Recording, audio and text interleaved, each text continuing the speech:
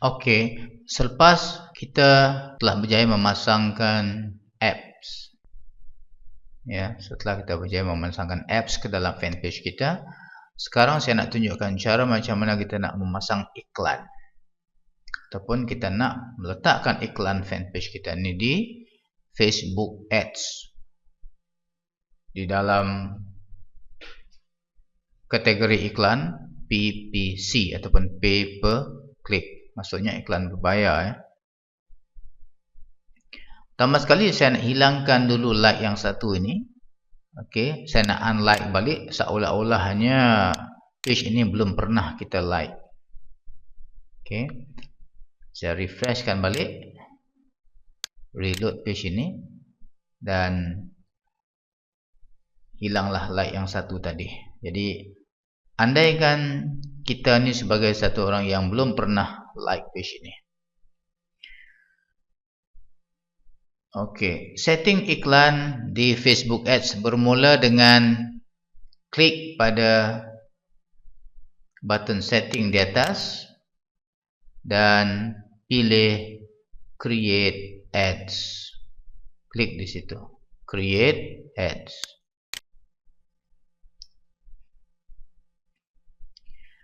Tujuan kita mengiklan ini adalah untuk menambahkan like.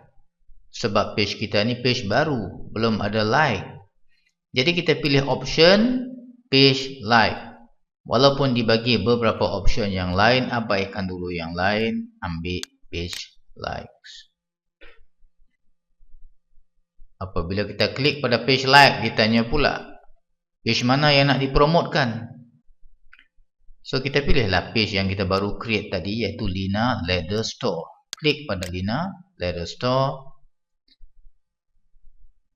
dan turun ke bawah, kita akan dapati satu image dah terpampang di sana. Ini image yang diambil secara automatik oleh Facebook daripada profile picture kita.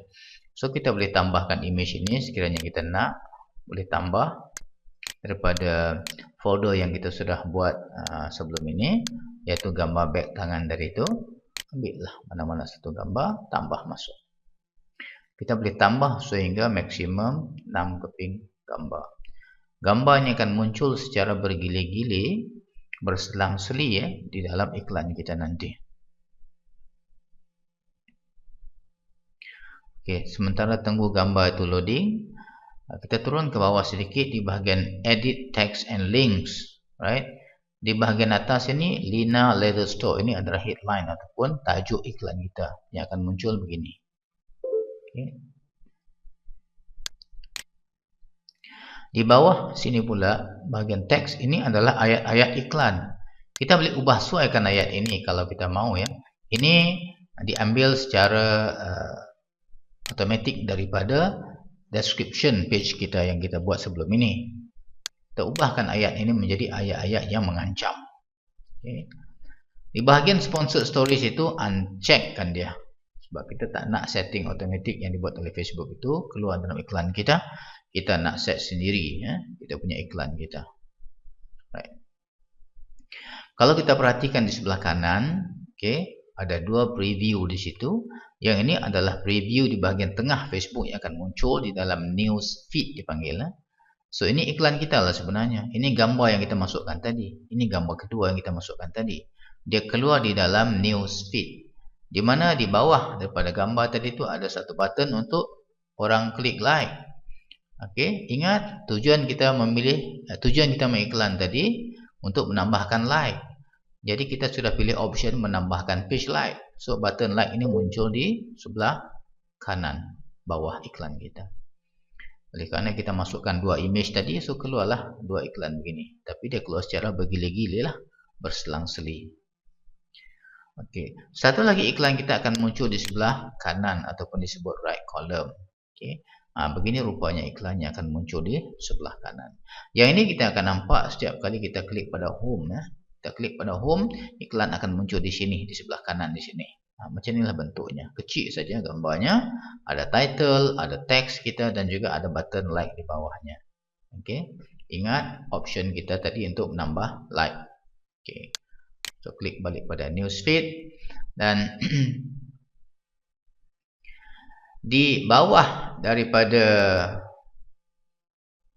option sponsored stories tadi tu, kita nampak ada satu lagi link di sana, iaitu show advanced option. Cuba klik pada drop down menu di situ. Dia ada landing view. Landing view ini bermaksud apabila orang klik pada iklan ini, kita nak bawa dia ke mana? Kita nak redirect dia ke mana? Dibagi beberapa pilihan di sini. Cuba kita klik choose one. Okey. Okey, ada 3 pilihan dekat sini nampaknya. Satu, kita boleh redirectkan orang yang klik pada iklan kita tadi itu untuk terus ke timeline kita di Facebook, fanpage kita. Terus ke timeline.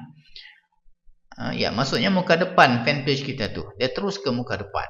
Dia akan nampak segala post-post yang kita buat sebelum ini. Okey. Yang kedua, dia bagi option untuk kita redirectkan terus orang yang klik pada line iklan, pada iklan kita itu untuk terus masuk ke dalam album kita di fanpage kita. Okey. Dan terus dia akan didedahkan kepada apa yang kita pamerkan di dalam fanpage kita. Alright. Yang ketiga, dia akan redirectkan orang yang klik pada iklan kita itu ke aplikasi yang kita dah pasangkan tadi, iaitu namanya Kedai Beg Kulit. Ingat lagi tak? Tab yang kita tambahkan tadi itu kita namakan Kedai Beg Kulit. Right? Kalau kita tengok di dalam page kita di muka depan, saya buka satu tab lagi ya untuk nak menunjukkan rupa page kita tadi itu.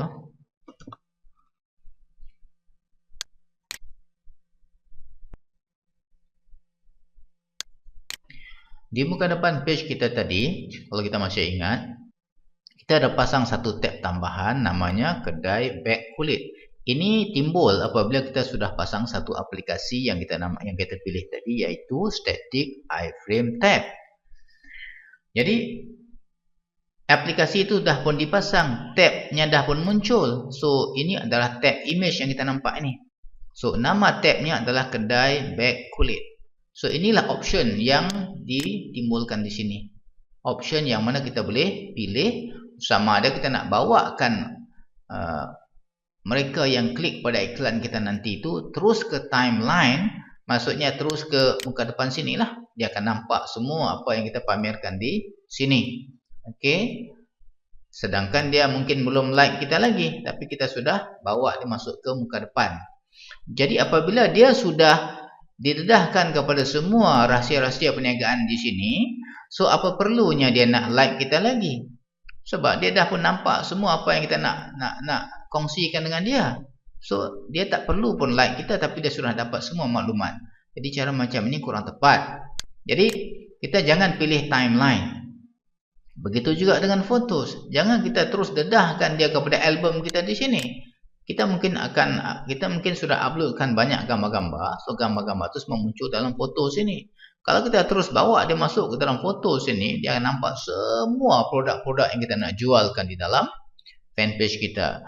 Sedangkan dia belum like lagi page kita. So apa perlunya dia nak like lagi, sebab dia sudah dapat akses kepada semua maklumat kita. So jangan pilih option yang kedua. Pilih option Kedai Beg Kulit. So kenapa kita pilih Kedai Beg Kulit? Sebab ini adalah aplikasi yang kita pasang tadi. Dalam aplikasi ini dia akan menapis, sebab dia ada dipanggil fan gate ataupun penapis yang akan memisahkan antara orang yang sudah like dengan yang belum like. Okey, mana yang belum like dia akan disuruh like dulu sebelum masuk. Okey, mana yang sudah like dia akan terus bawa kepada laman destinasi kita, iaitu ke web business kita, iaitu Weebly yang kita buat tadi tu, ataupun store kita. Right? So kembali kepada setting iklan kita tadi, pastikan kita pilih Kedai Beg Kulit. Tik di situ, pilih yang itu. Ni landing view, maksudnya di mana orang yang klik iklan ini akan dibawa. Itu maksudnya landing view. Dia akan singgah di mana. Jangan bawa dia terus ke timeline, jangan terus bawa dia ke album, tapi bawa dia ke aplikasi supaya kita boleh check dulu kau dah like belum. Kalau belum, tolong like dulu sebelum masuk. Kau dah like belum? Oh, sudah. Saya dah like. Okey, kalau dah like, sila ke web business saya. Itu maksud dia. Faham ya? Jelas ya? Kalau tak faham, perlukan bantuan saya, tolong call ya. Nombor telefon saya 0174769953. Call saja anytime. Okey, yang penting faham. Tak faham jangan diam-diam. Kalau diam-diam tak dapat saya nak bantu. Okey, lepas kita dah pilih landing view, kedai beg kulit, terus ke bawah lagi. Di sini kita boleh mula memilih audience ataupun kumpulan sasaran kita ya. Saya tak mencadangkan kita pilih all Malaysia, right? Kita pangkahkan all Malaysia. Tapi kita go by city. Misalnya kita nak iklankan hanya di Kuala Lumpur. Kita pilihlah city Kuala Lumpur. Dan kita nak fokus kepada hanya Kuala Lumpur, bukannya 25 batu keliling. So pilih Kuala Lumpur sahaja. So kita akan dapati sudah ada 4 juta di sana. Sudah ada 4 juta kita punya potential customer ataupun prospek kita ataupun audience kita. Right? So ini dah memadai, dah cukup besar dah. Dengan bajet yang kita ada ya. So kita akan tengok nanti berapa bajet yang kita nak letakkan. Dan kita boleh further lagi, tapiskan lagi. Mungkin semua orang-orang di Kuala Lumpur yang ada Facebook yang kita nak iklankan itu, kita nak fokuskan kepada orang yang usianya mungkin 30 ke atas. Orang ini lebih serius untuk berbelanja. Kerana nombor satu, mereka ada kuasa membeli. Right? Dan mereka ada kuasa membeli kerana mereka sudah bekerja mungkin. Mereka sudah ada sumber pendapatan. Okay. Kalau kita promote pada budak 13 tahun, so mereka ni tak ada kuasa membeli. So kita ambil 30 tahun ke atas ataupun 40 tahun ke atas ataupun 20 tahun ke atas. So pilihlah audiens masing-masing. So bila kita tapiskan begitu, kita dapati dia punya potential reach-nya sudah menurun sikit kepada 1.6 juta. Ini pun sudah cukup besar sebenarnya ya. Okay. Kalau misalnya kata kita nak kecilkan lagi, kecilkan dia punya range umur dia. Misalnya antara yang berumur dia antara 30 tahun sehingga ke 40 tahun ataupun 45 tahun sahaja. So golongan ini saja yang kita sasarkan. Okay. So kita ada 1.2 million. Okay. Penduduk Kuala Lumpur yang berumur 30 tahun sehingga 45 tahun yang memiliki akaun Facebook.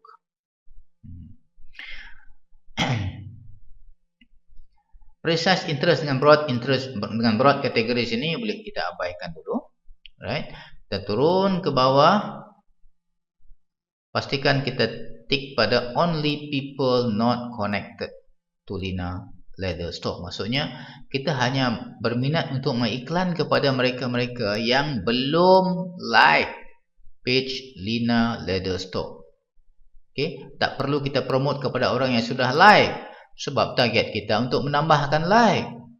Kalau kita promote pada orang yang memang sudah like, dia akan klik. Bila dia klik, kita akan membayar kepada Facebook. Sedangkan dia sudah like kita. Jadi kita membazir duit. Okey, setting yang lain jangan diusik. Terus ke bawah, tengok di bahagian bajet. Dicadangkan RM15 sehari. Apa maksudnya RM15 sehari? Maksudnya kita sanggup membayar kepada Facebook maksimum sehingga RM15 untuk kos iklan ini setiap hari. Kalau kita rasa 15 tu tinggi, letaklah RM10. Kalau kita rasa tak cukup, tambahlah RM50 sehari. Okey. Lepas itu pilih run my campaign continuously starting today. Bermakna kita sanggup bayar RM15 sehari maksimum ya kepada Facebook. Dan minta dia runkan iklan kita ni secara berterusan selagi kita nak run iklan itu. Sehinggalah kita sendiri yang stop ataupun pauskan iklan kita. Itu satu option. Satu option lagi kita boleh setkan. Kita nak run ini untuk tempoh berapa lama ya, untuk 1 minggu misalnya. Daripada tarikh bila sampai ke tarikh bila kita yang pilihkan daripada kalender ini. Right, itu option yang kedua. Okay, tapi kalau saya lebih suka pilih run my campaign continuously. Biar dia jalan berterusan, kita cuma kontrol budget saja. Dia tak akan charge lebih daripada apa yang kita budgetkan. Turun sedikit lagi ke bahagian bidding and pricing. Di sini ada option bid for page likes. Ini Facebook yang akan adjustkan budget, yang akan adjustkan biddingnya untuk kita dapatkan likes yang optimum lah, setting tu oleh Facebook. Tetapi kita juga boleh memilih untuk menetapkan bid bagi setiap clicks. Okey, bid bagi setiap klik. Maksudnya apabila orang klik pada iklan kita yang muncul di sebelah kanan di sini, berapa sen kita nak bayar bagi satu klik, itu kita boleh tetapkan. So, secara manual kita boleh pilih berapa sen kita nak bayar bagi satu klik. Misalnya kita nak bayarkan 30 sen, letaklah 30 sen di situ. Maximum bid per klik. Bukan bermaknanya kita pilih 30 sen, dia akan charge kita 30 sen. Tidak ya. Kita pilih ni maksudnya berapa paling tinggi kita sanggup bayar untuk satu klik. Selalunya on average lah, dia kalau kita pilih 30 sen, so charge yang sebenarnya apabila orang klik dalam lingkungan 25 sen ataupun ke bawah. Bukannya mengikut maksimum bid kita ya. Jangan susah hati ataupun jangan risau untuk meletakkan bid yang agak tinggi. Tujuan kita meletakkan bid yang tinggi adalah untuk bersaing dengan bidder-bidder yang lain supaya iklan kita muncul di muka utama pada waktu yang prima, dan kita ada chance untuk mendapat audience yang berkualiti. Kalau bid kita 10 sen ataupun 15 sen ataupun 5 sen, so chances untuk muncul di waktu-waktu yang bagus dan juga di muka-muka yang penting adalah agak tipis. Okey, kalau orang lain bid 50 sen misalnya, okey, kita bid 5 sen. So orang yang bid 50 sen tadi itu iklannya muncul 1000 kali, sedangkan iklan kita baru muncul 15 kali. Jadi macam mana kita nak bersaing kalau begitu? Alright? So jangan takut untuk meletakkan bidaan. Yang penting website kita tu mesti cukup power untuk membuat jualan. So jangan takut untuk nak membuat bidaan. Okey, bila dah puas hati dengan setting, kita tekan review order. So check balik, adakah setting ini kita puas hati? Kalau puas hati, kita place order. Kalau tak puas hati, edit balik. Place order. So kita akan di charge card kita tadi itu akan di charge. Okey, bagi macam case saya ni, contoh yang saya gunakan ini adalah akaun saya sendiri. Saya dah masukkan butiran-butiran bayaran ataupun saya sudah masukkan kad mana yang dia patut charge. Okey, so bila saya klik saja place order, your order has been placed. Maksudnya dia telah rekodkan saya punya iklan tadi itu untuk di review dan dia akan approve sekejap lagi. Bila dia approve saja, iklan saya akan muncul di sebelah kanan di sini dan juga di bahagian tengah, di bahagian newsfeed, dan apabila ada orang klik, maka saya kena bayar. Alright? Jadi selesailah proses meletakkan iklan tadi. So kita boleh tekan continue. Okay? Tapi bagi yang pertama kali membuat iklan, so dia kena masukkan dululah butiran-butiran kad yang diminta. Okay? Dan teruskan sehinggalah place order dan confirmkan bayaran. Okay? So dalam kes saya ni, bila saya tekan continue, dia akan bawa kepada dipanggil dashboard. Dashboard iklan saya. Ini iklan yang saya buat kejap tadi. Kalau kita tengok di sini ada dua iklan yang akan muncul sebab saya gunakan dua gambar tadi. Okay, ini gambar pertama, gambar yang kedua. Status iklan ni sekarang adalah pending review, iaitu menunggu untuk review daripada panel reviewer di Facebook. Sekiranya mereka berpuas hati dengan iklan ini, mereka akan luluskan. Tapi sebelum mereka luluskan, saya tak bercadang nak continue dengan iklan ini. Jadi saya pilih untuk delete-nya dulu. Okay? Saya tak nak dia review dan luluskan sebab ini hanya iklan contoh saja. So saya akan deletekan dia. Nampak tak? Your ad has been approved. Sekejap saja dia dah approve iklan saya. Sebab akaun saya ni sudah agak advance di dalam Facebook ini. So dia dah kenal dah akaun saya. Setiap kali saya submit saja iklan baru, tanpa berlengah-lengah, terus dia akan luluskan. Tapi saya nak pastikan iklan ini tidak berjalan ya. So saya pergi ke dalam dashboard, ke dalam saya punya dashboard. Saya cari iklan yang saya baru set up tadi itu, dan ini dia iklannya. Okay. Bila saya buka, inilah kempennya, dan di dalam kempen tadi itu ada iklan, tetapi tak muncul lagi di sini sebab saya sudah batalkan tadi. Dan kempen ini pun saya tak nak dia kekal di sana, so saya pergi semula ke all campaigns, dan saya dapati kempen ini saya tak perlu, so saya akan terus deletekan saja dia daripada list kempen saya. Okay. Saya boleh tengok kepada kempen yang sedia ada ini untuk saya tunjukkan kepada tuan-tuan contoh macam mana cara kita nak managekan kempen ataupun iklan kita di Facebook. Okey, cuba tengok sekarang saya ada 1, 2, 3 kempen. Macam mana saya tahu ini kempen? Okey, tadi saya klik pada all campaigns. So yang ditunjukkan ini adalah kempen-kempen saya, ya. 1, 2, 3. Maknanya saya ada buat 3 kempen. Dan di dalam setiap kempen ini dia ada beberapa ads ataupun iklan yang saya buat dalam beberapa versi. Okey. Contohnya saya buka pada kempen yang pertama ni, Smart Money. Ini satu kempen, ya. Kalau kita tengok anak-anak dia ataupun pecahan di dalam kempen ini ada berapa? 1, 2, 3, 4, 5, 6, 7 kempen. Okey. Ada 7 kempen di sini. Sorry, bukan 7 kempen, ya, 7 iklan di sini. Okey. 7 iklan ini sebenarnya adalah versi-versi iklan di dalam satu kempen iaitu Smart Money. Alright. So saya boleh buat seberapa banyak iklan di sini, tak menjadi hal. Misal kata saya nak tambahkan iklan, saya klik saja pada salah satu daripada iklan itu, saya boleh create a similar ad untuk menambahkan iklan yang sama. Mungkin saya hanya perlu mengubahkan target audience saja di bahagian sini. Okey, ini untuk kempen Kuala Lumpur. Saya boleh ubahkan yang ini. Okey, saya nak ubahkan. Saya tak nak kempen ni muncul di Kuala Lumpur. Saya nak dia muncul di Ipoh misalnya. Saya type masuk Ipoh. So iklan ni akan muncul di Ipoh. Dan saya tak nak Ipoh dengan 25 batu keliling. Saya cuma nak Ipoh saja. So saya pilih Ipoh. Bandaraya Ipoh saja.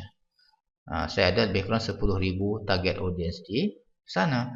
Dan yang lain-lain saya langsung tak ubah settingnya dan saya terus place order. Okey, saya tidak menambahkan apa-apa bajet, cuma saya menambahkan bilangan iklan. Dan saya tak nak iklan ini muncul di tengah, saya nak dia cuma muncul di bahagian kanan saja, di bahagian right column saja. So saya buangkan you are no longer running a newsfeed ad. So saya place order. Saya nak iklan saya ni cuma muncul di dalam bentuk iklan yang kecil. So cuba tengok, iklan kecil itu maksudnya iklan yang muncul di sebelah kanan. Contoh iklan yang akan muncul di sebelah kanan begini. Kecil saja saiznya begitu. Right? Yang dia hanya muncul di right column dia panggil. Right column. Maksudnya apabila orang klik pada home, okey, apabila orang klik pada home, iklan tu hanya muncul di sini. Okey. Kenapa saya suka pilih iklan yang muncul di sebelah kanan? Sebab saya tengok dari segi conversion rate dan juga dari segi target audience-nya lebih berkesan lah iklan yang diletakkan di sebelah kanan berbanding dengan iklan yang muncul di tengah-tengah ni di bahagian newsfeed ini. Okey. Ini berdasarkan pada pengalaman lah. Okey.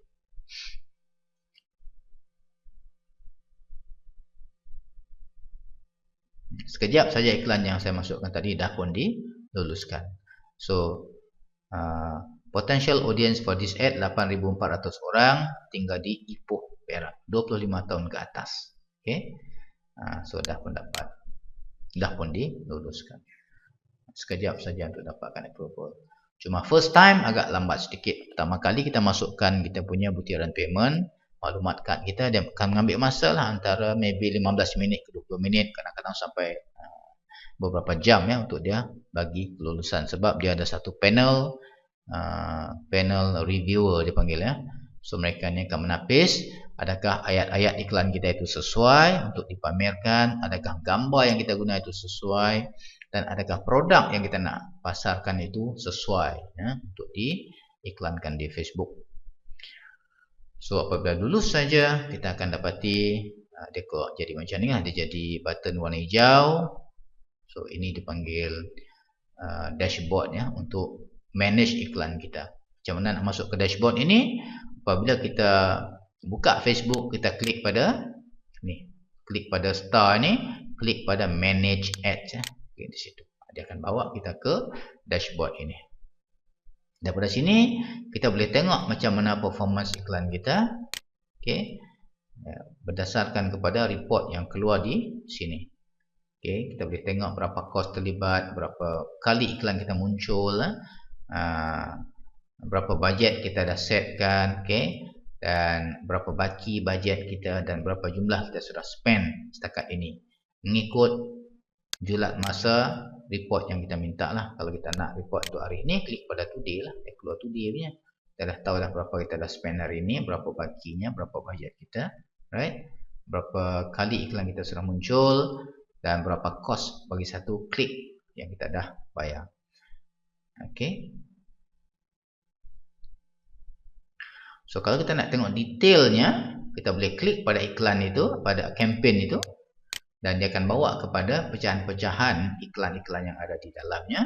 Kita boleh nampak lagi pada setiap satu iklan, setiap satu ad tadi itu, dia akan bagi secara lebih detail berapa klik kita sudah dapat, dan berapa kos kita sudah belanja, berapa total show ataupun berapa kali iklan kita sudah ditunjukkan, berapa klik kita sudah dapat.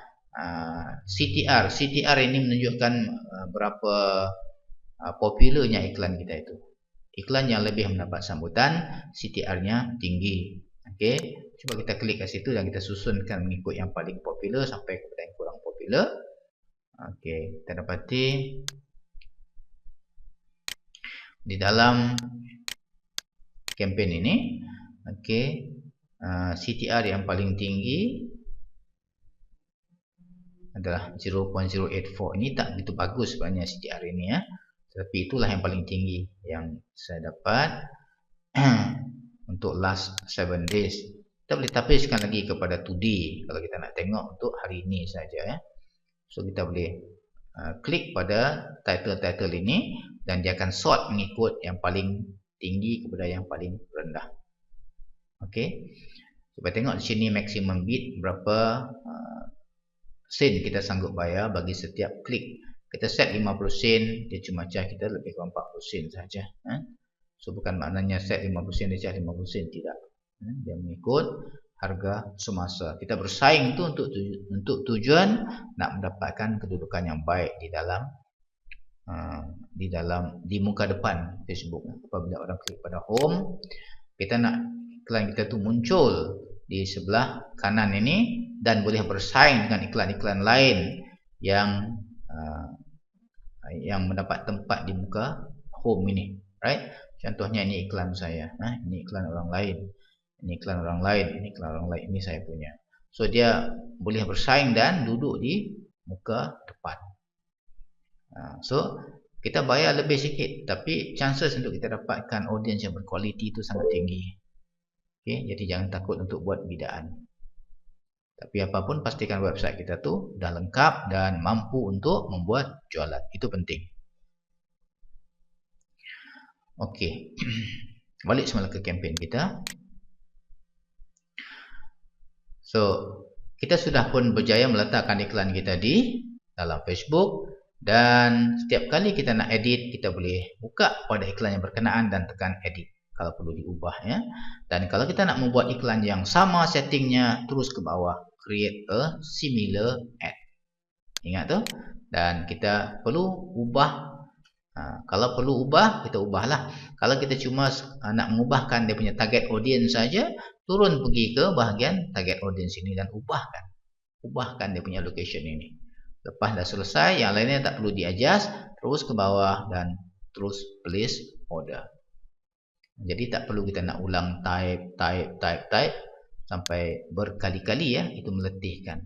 Okay. So saya harap anda boleh follow macam mana cara kita nak setkan iklan di Facebook Ads. Okay. So untuk nak mengetahui tentang performance iklan kita tadi itu, kita hendaklah monitor dia melalui satu tempoh masa ya. Kita bagi masa mungkin 1 minggu, 2 minggu ataupun 1 bulan.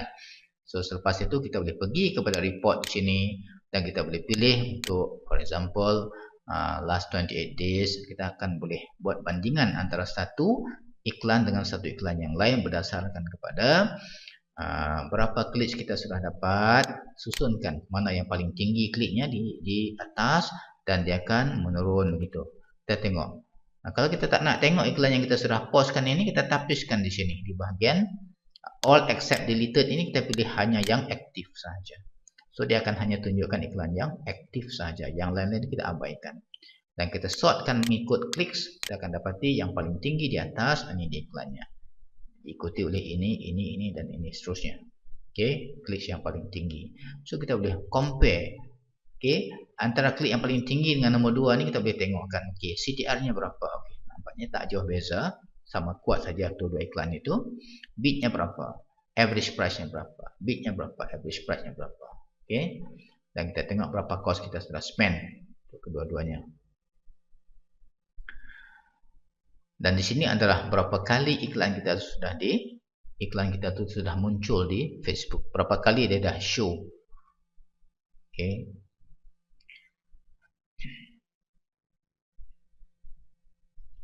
Okey, saya harap anda sudah dapat gambaran yang agak jelas ya. Macam mana kita nak setkan iklan kita di Facebook, right? So nak mendapatkan skill bagaimana kita nak adjustkan iklan kita tadi itu supaya performance dia jadi meningkat. Yang itu kita akan dapat ilmu tu apabila kita mula buat iklan itu dan kita mula menganalisa performance iklan kita itu melalui satu tempoh masa yang kita pilih. Saya kata selepas 1 bulan ke ataupun selepas 1 minggu, last 7 days, kita pun sudah boleh mula buat perbandingan antara iklan-iklan tadi. Kalau kita tengok mana iklan yang performanya tidak bagus, misalnya langsung tidak dapat klik selepas satu tempoh masa kita runkan, mungkin kita boleh buat option untuk hilangkan dia daripada list iklan kita. Kita boleh klik dan kita boleh delete ataupun postkan dia. Right? Yang ni saya tak naklah delete ataupun post sebab ini iklan yang saya baru buat tadi je. Saya rasa dia belum lagi mendapat apa-apa respon sebab dia masih baru. So kita kekalkan aktif. Kalau ada semasa tuan-tuan buat setup ini ya, ada step-step yang tersangkut, yang confused, rasa macam perlu penjelasan, tolonglah telefon terus kepada saya daripada depan laptop ya. Daripada depan laptop masing-masing. Call saya 017-476-9953. InsyaAllah saya cuba bantu daripada jauh. Yang penting settingnya mesti betul. Soal performance kita akan monitor melalui satu tempoh masa. Satu kali kita set up hari ini dan besok kita tak boleh tahu lagi performance kita yang sebenarnya. Kita kena bagi satu tempoh masa yang munasabah untuk nak tengok sama ada iklan kita tu betul-betul berkesan. Okey, kita berhenti setakat ini dulu. Saya akan sambung selepas ini dengan tajuk yang lain pula, yang mungkin melibatkan beberapa keperluan lain lah ya, untuk kita nak mempertingkatkan jualan kita di internet secara umumnya, ataupun lebih kepada alat bantuan untuk merancangkan jualan kita di internet, ataupun alat yang boleh membantu di dalam promosi kita di internet. Okey, antara lain saya akan sentuhkan berkenaan dengan penggunaan autoresponder dan juga penggunaan sistem auto post ataupun disebut juga auto scheduler, untuk tujuan kita nak buat posting di Facebook fanpage dan juga di Facebook groups secara berterusan dengan sekali setup saja. Okey, sistem yang disebut auto scheduler.